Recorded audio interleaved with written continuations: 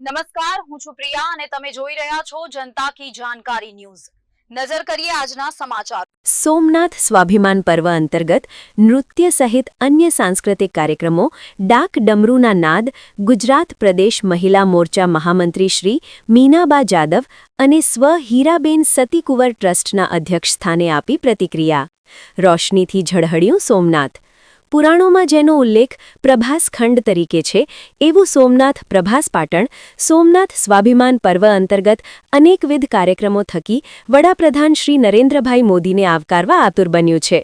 સોમનાથ સ્વાભિમાન પર્વ અંતર્ગત વડાપ્રધાન શ્રીના આગમન પૂર્વે સોમનાથ પ્રભાસ પાટણમાં આગમન માટે ગુજરાત પ્રદેશ મહિલા મોરચા મહામંત્રી શ્રી અને સ્વ સોની હીરાબેન પ્રભુદાસ સતીકુંવર સેવા ટ્રસ્ટના અધ્યક્ષ શ્રી મીનાબા જાદવ દ્વારા પોતાની અમૂલ્ય પ્રતિભાવ જણાવ્યા હોવાનું પત્રકાર હરેશભાઈ સતીકુંવરે જણાવ્યું। રિપોર્ટ સોની હરેશભાઈ સતીકુંવર, વેરાવળ, સોમનાથ।